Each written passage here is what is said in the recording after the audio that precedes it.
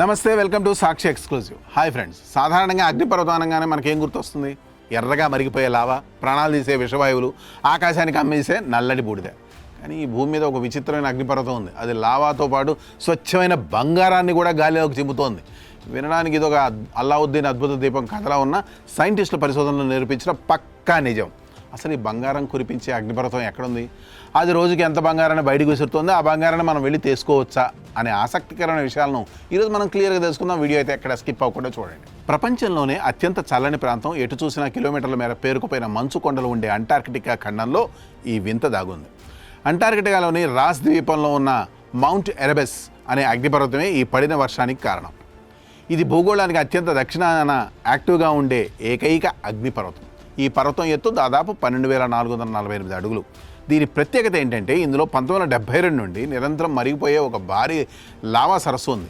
సాధారణంగా అగ్నిపర్వతాల పైభాగం గడ్డగట్టుకుపోతుంది, కానీ ఇక్కడ మాత్రం దశాబ్దాలుగా లావా మరుగుతూనే ఉంది. సైంటిస్టులు ఈ మౌంట్ ఎరెబస్ నుండి వెలువడే వాయువులను, దాని చుట్టుపక్కల ఉన్న మంచును పరీక్షించినప్పుడు వారి మైండ్ బ్లాక్ అయ్యే నిజం తెలిసింది. ఈ అగ్నిపర్వతం ప్రతిరోజు సుమారు 80 గ్రాముల స్వచ్ఛమైన బంగారాన్ని వాతావరణంలోకి విడుదల చేస్తుంది. ప్రస్తుత మార్కెట్ ధరల ప్రకారం లెక్కిస్తే ఇది రోజుకు దాదాపు 5.6 లక్షల విలువైన బంగారం. అంటే ఏడాదికి అక్షరాల 19 కోట్ల విలువైన పసిడిని ఈ అగ్నిపర్వతం గాల్లోకి ఊదేస్తుంది. ఏడాదికి 19 కోట్ల బంగారమా? అయితే వెంటనే ఫ్లైట్ ఎక్కి అంటార్కిటికా వెళ్ళి ఆ బంగారాన్ని సేకరించి కోటీశ్వరం అయిపోదాం అని చాలామందికి ఇప్పటికే ఐడియా వచ్చి ఉంటుంది. కానీ ఇక్కడే ఉందో పెద్ద ట్విస్ట్. ఈ అగ్నిపర్వతం నుండి వచ్చే బంగారం మనకి దొరికే బిస్కెట్ లాగానో గట్టి ముద్దల్లాగానో రాదు. అది అత్యంత సూక్ష్మమైన స్ఫటికాల రూపంలో, అంటే కేవలం ధూళి కణాల రూపంలో వాయువులతో కలిసి బయటకు వస్తుంది. ఈ కణాల పరిమాణం కేవలం 60 మైక్రాన్లు మాత్రమే ఉంటుంది. అంటే మన తల వెంట్రుక మందం కంటే చాలా చిన్నవి.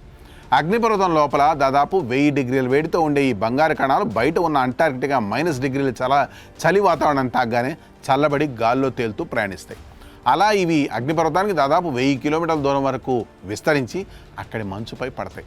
అంతటి సుదీర్ఘమైన మంచు ఖండంలో కంటికి కనిపించిన ఆ సూక్ష్మ కణాలను సేకరించడం మానవ మాత్రులకు అసాధ్యం. అసలు ఈ బంగారం ఎలా వస్తుందనే దానిపై 3 దశాబ్దాలుగా పరిశోధనలు జరుగుతున్నా ఇప్పటికీ ఖచ్చితమైన సమాధానం దొరకలేదు. కొంతమంది శాస్త్రవేత్తల ప్రకారం భూమి లోపల ఉండే క్లోరిన్ లేదా సల్ఫర్ వాయువులతో కలిసి ఈ బంగారం పైకి వస్తుంది. మరికొందరేమో ఆ మరిగే లావా సరస్సు ఉపరితలంపైనే ఈ బంగారు స్ఫటికాలు ఏర్పడి తర్వాత లోపల నుండి వచ్చే ప్రెషర్ వాయువుల వల్ల గాల్లోకి ఎగిరిపోతున్నాయని నమ్ముతున్నారు. ఏదేమైనా ప్రపంచంలోనే ఇలా స్వచ్ఛమైన బంగారు స్ఫటికాలను విడుదల చేసే ఏకైక పర్వతం ఇదే కావడం విశేషం. మనం ఎంత సాంకేతికంగా అభివృద్ధి చేసుకున్నా ప్రకృతి దాచి ఉంచిన ఇలాంటి రహస్యాల ముందు మనం చాలా చిన్నవాళ్ళం. అంటార్కిటికా అంతర్జాతీయ ఒప్పందాల ప్రకారం కూడా అక్కడ ఎలాంటి మైనింగ్ లేదా ఖనిజాల సేకరణ చేయడానికి వీల్లేదు. కేవలం పరిశోధనలు మాత్రమే చేయాలి.